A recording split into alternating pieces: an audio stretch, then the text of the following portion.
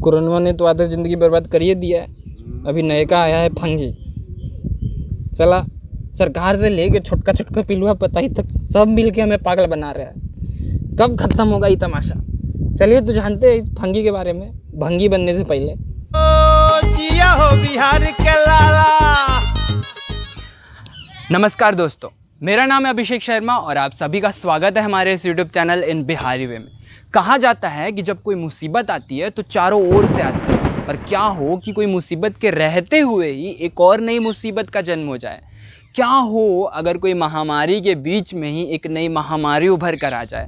जी हाँ, भारत में इस कोरोना की खतरनाक महामारी के बीच में तेज़ी से अपना पैर पसार रहा है ये जो ब्लैक एंड वाइट फंगस है। वो ब्लैक एंड वाइट फंगस सिर्फ जितना कहने के लिए नहीं है उतना ये लोगों की ज़िंदगी को कर सकता है।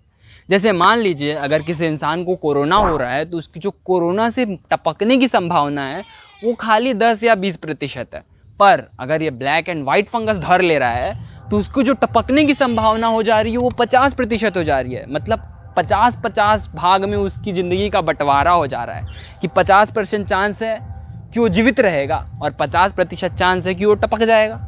तो चलिए जानते हैं आखिर ये ब्लैक एंड वाइट फंगस है आखिर एक नया महामारी का उभरता हुआ रूप भारत में ले कैसे लिया है और इतने खतरनाक है कैसे। ब्लैक फंगस, म्यूकरमाइकोसिस भी कह सकते हैं, या जो वाइट फंगस है, ये सभी ना एक प्रकार के फंगल इन्फेक्शन है जो म्यूकोर और राइजोपस प्रजाति के फंगस द्वारा होते हैं। ये किसी को इन्फेक्ट करने के लिए अपने मोल्ड्स का इस्तेमाल करते हैं जिसे हम म्यूकरमाइकोसीट्स भी कहते हैं। अब ये मोल्ड्स क्या चीज़ है भैया? बायोलॉजी तो हम यहाँ पढ़ा नहीं रहे और हमें भी उतने अच्छे से आता नहीं है। बस इतना याद रखिए, मोल्ड्स फंगे के वो पार्ट होते हैं जिससे वो किसी को इन्फेक्ट कर सकते हैं, तो इसके मोल्ड्स के चपेटे में ना आए। तो ये जितने भी फंगस है ये पाए कहाँ जाते हैं? ये जितने भी फंगस है वैसे तो हमारे प्रकृति में ही पाए जाते हैं और कहाँ पाए जाएंगे, पर ये विशेषकर वैसे जगहों पे पाए जाते हैं जैसे मिट्टी हो गई, सड़े गले पदार्थ हो गए जो काफ़ी दिनों से सड़ चुके हैं। हमारे खाने के पदार्थ को ले लीजिए जो काफ़ी दिनों से सड़ चुके हैं, या फिर खराब वस्तु हो गए। ऐसे जगह जहाँ पे खूब सारा कचरा लगा हो, ऐसे जगहों पे विशेषकर ये फंगस पाए जाते हैं। अब ये जितने भी बीमारियाँ हैं, जितने भी फंगल इन्फेक्शंस है, इसके जो म्यूकरमाइकोसिस भी कहते हैं, इस सभी के अलग अलग प्रकार होते हैं क्योंकि विभिन्न विभिन्न बीमारियों के विभिन्न विभिन्न प्रकार होते हैं। माफ़ करिएगा, ये पीछे शादी हो रही है, इसका बैंड बाजा बज रहा है। साला कोरोना में भी हो ही रहा है शादी, कोरोना तो बढ़बे करेगा। कितना सरकार बोले, सरकार का कोई सुनता कहाँ है? कौन सा वैल्यू आजकल के सरकार का? सब छोड़ी जाने दे। तो जितने भी बीमारी है इसके सब अलग अलग प्रकार होते हैं जिसे म्यूकरमाइकोसिस हम कहते हैं। ये म्यूकरमाइकोसिस है, इसका जो पहला प्रकार होता है जो फंगस के, जिसे हम राइनोसेरेबल म्यूकरमाइकोसिस भी कहते हैं। ये जो राइनोसेरेबल म्यूकरमाइकोसिस है हमारे साइनस को अफेक्ट करता है और फिर हमारे ब्रेन में स्प्रेड हो जाता है। अब ये साइनस क्या चीज़ है? साइनस हमारे स्कल के अंदर जो गड्ढे होते हैं ना, हॉलो कैविटीज़ वाले पार्ट को रिप्रेजेंट करते हैं।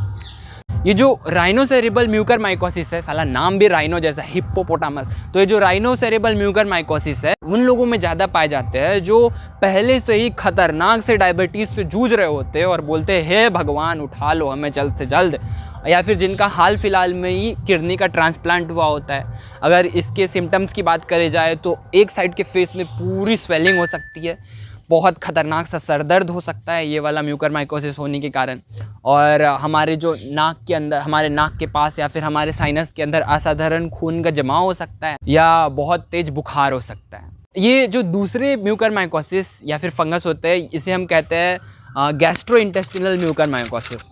ये जो गैस्ट्रोइंटेस्टिनल म्यूकरमाइकोसिस है ये बच्चों में ज़्यादातर पाए जा सकते हैं, तो बच्चे सावधान। पर ये ज़्यादातर उन बच्चों में पाए जाते हैं जो 1 महीने से कम होते हैं, जिनका एज 1 महीने से कम हो सकता है, या जो बच्चे का weight, birth weight normal weight से, एक्चुअल हेल्दी वेट से कम होता है, जो 2.5 kg या लगभग कुछ होता है, इससे अगर कम हो तो उन बच्चों में ये गैस्ट्रोइंटेस्टिनल म्यूकरमाइकोसिस होने की कुछ ज़्यादा ही संभावना हो सकती है। तीसरे होते हैं क्यूटेनियस म्यूकरमाइकोसिस। ये बड़े क्यूट होते हैं क्योंकि हमारे स्किन को क्यूट स्किन को अफेक्ट कर सकते हैं। ये कैसे होते हैं? जैसे अगर किसी इंसान का कहीं पे कट गया है और उसकी प्रतिरक्षा प्रणाली वीक है। अब प्रतिरक्षा प्रणाली यानी इम्यून सिस्टम, जिसके बारे में हम ऑलरेडी वीडियो बना चुके हैं, अगर आपने नहीं देखा है तो वीडियो का लिंक हम डिस्क्रिप्शन में डाल देंगे, जाके ज़रूर देखिएगा क्योंकि वो जानना भी ज़रूरी है। तो जो क्यूटेनियस म्यूकरमाइकोसिस है, ये अगर आपके कहीं पे स्किन में थोड़ा सा भी खरोच आ जा रहा है या फिर कुछ कट जा रहा है कहीं पे, तो उसके थ्रू अगर फंगस इंटर कर रहे हैं हमारे बॉडी में, तब ये म्यूकरमाइकोसिस देखे जा सकते हैं। जिनका अगर प्रतिरक्षा प्रणाली वीक है, तब ये म्यूकरमाइकोसिस उनमें बहुत तेज़ी से अफेक्ट कर सकते हैं। चौथे जो होते हैं वो होते हैं डिसेमिनेटेड म्यूकरमाइकोसिस। ये तब होते हैं जब हमारे शरीर के अंदर पहले से ही कोई इन्फेक्शन होता है और वो इन्फेक्शन हमारे ब्लड वेजल्स के थ्रू शरीर के कोई अन्य पार्ट में चले जाता है, स्प्रेड हो जाता है, तब ये म्यूकरमाइकोसिस वहाँ देखने में मिल सकते हैं। ये वाले जो म्यूकरमाइकोसिस है, जो डिसेमिनेटेड म्यूकरमाइकोसिस है, ये हमारे ब्रेन को, हमारे स्प्लीन को ज़्यादातर अफेक्ट कर सकते हैं, जो बड़े ही खतरनाक हो सकता है हमारे शरीर के लिए। अभी जो पांचवा म्यूकरमाइकोसिस जो हम आपको बताने वाले हैं, जो पांचवा फंगस है, जिसे हम पल्मोनरली लंग म्यूकरमाइकोसिस भी कह सकते हैं या फिर लंग म्यूकरमाइकोसिस भी कह सकते हैं, इसके जो सिम्टम्स हैं ना, वो कोरोना से काफ़ी हद तक मैच होते हैं और इसे हम वाइट फंगस भी कह सकते हैं। ये जो पल्मोनरी लंग म्यूकरमाइकोसिस है या फिर लंग म्यूकरमाइकोसिस है, ये ज़्यादातर उन लोगों में होने की संभावना हो सकती है जो पहले से ही कैंसर से पीड़ित हो या फिर कई अन्य तरीके की बीमारियों से जूझ रहे हो या फिर जिनका हाल फिलहाल में ही कोई ऑर्गन का ट्रांसप्लांट हुआ होता है। अगर इसके सिम्टम्स के बारे में बात करें तो इसके जो सिम्टम्स होते हैं वो बेहद खतरनाक होते हैं और कोरोना से मिलते जुलते हैं। जैसे इसमें चेस्ट पेन हो सकता है, छतियाओं में काफ़ी खतरनाक सा दर्द उभर सकता है, शॉर्टनेस ऑफ ब्रेथ, हमारे सांस लेने में बहुत दिक्कत आ सकती है, बहुत तेज़ बुखार हो सकता है। इस टाइप के सिम्टम्स ये पल्मोनरी लंग म्यूकरमाइकोसिस में नज़र आते हैं, जो कोरोना के भी लक्षण हैं। चलिए तो जानते हैं आखिर ये जो फंगसवा है, इससे कौन लोग ज़्यादा चपेटे में आ सकते हैं। इससे उन लोग चपेटे में आ सकते हैं जो पहले से ही कई अन्य तरीकों के बीमारियों से जूझ रहे होते हैं, जिसे हम कोमॉर्बिडिटीज़ भी कहते हैं अंग्रेजी में। कोमॉर्बिडिटीज़ यानी एक ही समय पे कोई इंसान अगर कई तरीकों के बीमारियों से पीड़ित होता है, तब हम इसे कोमॉर्बिडिटीज़ कहते हैं। जैसे एड्स, कैंसर, डायबिटीज़, खतरनाक वाला डायबिटीज़, या फिर ऑर्गन ट्रांसप्लांट, किडनी का ट्रांसप्लांट या फिर लंग का कोई प्रॉब्लम, कोई भी बीमारी से अगर जूझ रहा होता है या फिर ज़्यादा स्टेरॉइड्स का सेवन कर रहा होता है, तब ये जो ब्लैक फंगस है, वाइट फंगस है, जितने भी फंगस है, येलो फंगस भी आ गया कौन ना कौन नया वाला, आओ साले को सब इसी में आ जाओ, तो जितने भी फंगस है, तब ये हमारे शरीर पे धावा बोल सकते हैं। अब ये जो कोरोना है उसमें कॉर्टिकोस्टेरॉइड्स का, मतलब स्टेरॉइड्स का ज़्यादा ही सेवन करना पड़ रहा है। क्यों करना पड़ रहा है?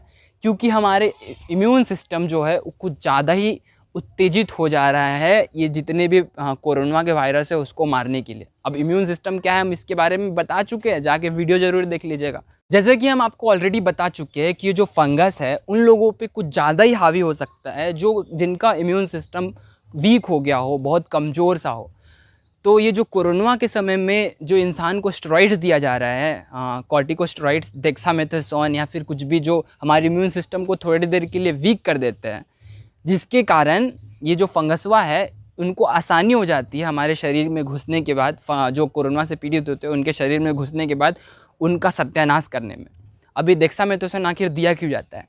जैसे अगर मान लीजिए कोरोना का कोई वायरस इंटर हो रहा है हमारे शरीर में, तो हमारे जो शरीर का इम्यून सिस्टम है वो क्या काम करता है, उसको मारने के लिए जाता है। उसके जो सेल्स होते हैं, वाइट ब्लड सेल्स होते हैं, उसको मारने के लिए जब जाते हैं कोरोना के वायरस को, तो उसको जब खा लेते हैं, जिसको हम फैगोसोम भी कहते हैं, उस वायरस को सेल्स जब निगल जाते हैं, इनगल्फ कर लेते हैं, जिस प्रक्रिया को हम फैगोसोम कहते हैं, निगलने के बाद वो क्या करते हैं, हमारे इम्यून सिस्टम को जो सेल्स होते हैं, वाइट ब्लड सेल्स, ल्यूकोसाइट, उस वायरस को साइटोकिन्स रिलीज़ करते हैं, ताकि जितने भी सेल्स हैं हमारे इम्यून सिस्टम में वो सभी के सभी उस इन्फेक्टेड जगहों पे जल्द से जल्द आ सके और जितने भी वायरस है उस इन्फेक्टेड एरिया में उस सभी को जल्दी से जल्दी ख़त्म कर सके, ताकि और इन्फेक्शन ना हो। पर जब ये खाते हैं, निगलते हैं, तो काफ़ी ज़्यादा साइटोकिन्स की रिलीज़ होती है। साइटोकिन्स वही एक प्रोटीन जो सेल को सिग्नल करता है कि हाँ यहाँ पे इन्फेक्शन है, इस पार्ट में इन्फेक्शन है, जल्दी जल्दी बाकी के सेल्स को भेजो इस जगह पे लड़ने के लिए। तो जो साइटोकिन्स होते हैं इनका काम होता है सेल को सिग्नल करना, इम्यून सिस्टम के सेल्स को सिग्नल करना कि जल्दी जल्दी यहाँ पे आओ, यहीं पे है वायरसवा, यहीं पे है बैक्टीरिया, यहीं पे है, आओ जल्दी। तो जैसे ही ये साइटोकिन्स रिलीज़ होने, ज़्यादा मात्रा में रिलीज़ होने लगते हैं, क्योंकि हमारे बॉडी में कुछ ज़्यादा ही वायरस आ जाते हैं, तो ज़्यादा मात्रा में इनगल्फ होते हैं, ज़्यादा मात्रा में साइटोकिन्स रिलीज़ होता है। तो जैसे ज़्यादा साइटोकिन रिलीज़ होता है तो हम इसको बोलते हैं साइटोकिन स्टॉर्म। हमारे शरीर के अंदर साइटोकिन का पूरा बाढ़ आ जाता है, जिसके कारण साइटोकिन स्टॉर्म हो जाता है। तो जो हमारा इम्यून का सिस्टम का जो सेल्स है वो हमारे शरीर पे उल्टा हावी हो जाता है। साला हमारा ही इम्यून सिस्टम हमको ही बर्बाद करना चालू कर देता है।